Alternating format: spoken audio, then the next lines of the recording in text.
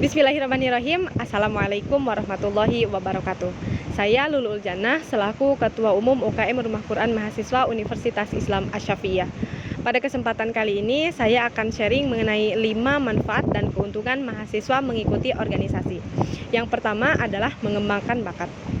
Setiap orang pasti mempunyai bakat, tetapi apabila tidak ada wadah untuk mengembangkan bakat tersebut, maka bakat-bakat mahasiswa tidak akan bisa berkembang secara efektif. Disinilah berperan yang namanya organisasi kemahasiswaan. Bagi mereka yang mempunyai bakat di bidang seni Quran, maka mereka akan bergabung dengan organisasi yang sifatnya Islami. Bagi mereka yang mempunyai bakat di bidang IT, maka akan bergabung dengan organisasi IT. Dan bagi mereka yang mempunyai bakat di bidang olahraga, maka mereka akan bergabung dengan organisasi olahraga dan juga begitupun dengan yang lainnya. Jadi kesimpulannya, organisasi adalah sarana untuk mengembangkan bakat-bakat mahasiswa.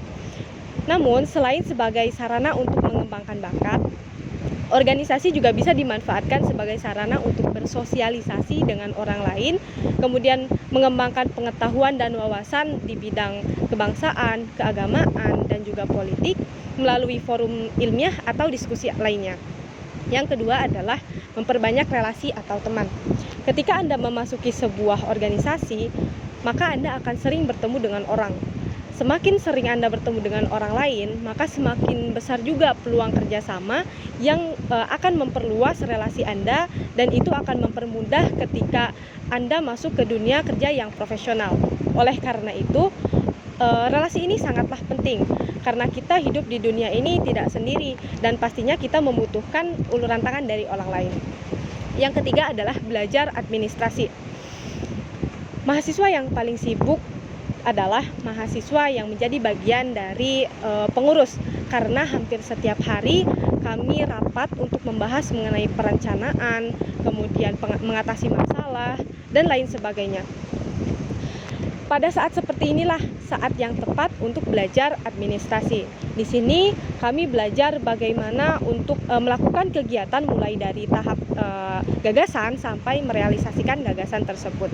Di sini juga kami belajar bagaimana caranya untuk menyusun prosedur kegiatan, surat menyurat, kemudian menyusun proposal, menghubungi pihak di luar internal, rundown, menyusun konsep, sumber daya manusia, kebutuhan dasar, perhitungan anggaran, dan masih banyak lagi.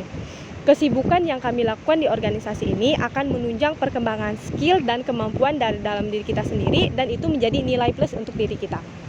Jadilah individu terampil yang berbeda pada umumnya. Yang keempat adalah belajar komunikasi atau public speaking. Ketika Anda masuk ke dalam suatu organisasi, tidak akan terlepas dengan yang namanya komunikasi. Contohnya, kegiatan pasti komunikasi, briefing pasti komunikasi, kajian pasti komunikasi, pengabdian masyarakat pasti komunikasi, dan yang lain juga pasti berhubungan dengan komunikasi. Secara tidak langsung, ketika kita memasuki sebuah organisasi, itu artinya kita sedang belajar public speaking. Anda tidak perlu bertanya bagaimana caranya menjadi public speaker yang baik, tetapi langsunglah latihan di lapangan dengan catatan sudah memahami dan mengetahui teori-teori dasarnya.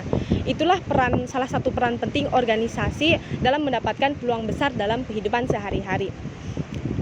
Yang kelima adalah belajar atau melatih kepemimpinan. Di dalam organisasi, kita dididik untuk bagaimana cara mengatur, mengorganisir, dan membina banyak orang, kemudian bekerja sama, dan juga bersinergi dengan banyak orang. Itu adalah latihan kepemimpinan yang sebenarnya. Ilmu kepemimpinan ini sangat dibutuhkan di seluruh lapisan masyarakat dan status sosial. Ketika kita kembali ke masyarakat pasti melihat kita sebagai seseorang yang mempunyai kapasitas standar yang tinggi, yaitu mahasiswa. Berpotensi untuk menjadi kepala daerah atau pemimpin di dalam suatu instansi atau kelompok sosial. Oleh karena itu, berorganisasilah dari sekarang supaya Anda mempunyai banyak waktu luang untuk melatih kemampuan Anda dalam memanajemen sesuatu, mulai dari tahap pemula sampai tahap leader. Masyarakat tidak peduli Anda kuliah di mana dan Anda mengambil jurusan apa. Yang masyarakat tahu adalah mahasiswa bisa segalanya dengan segala skill dan juga kemampuannya. Mahasiswa mendapatkan tempat dan kepercayaan di hati masyarakat itu bukan karena IPK-nya yang tinggi, tetapi karena pengaruh dan juga kemampuan mengabdi dan tanggung jawab moral kepada masyarakat. Itulah pentingnya kita berorganisasi yang akan mengarahkan kita menuju arah masa depan yang lebih baik lagi. Mungkin itu saja yang dapat saya sampaikan. Kurang lebihnya mohon maaf. Billahi taufiq wal hidayah. Wassalamualaikum warahmatullahi wabarakatuh.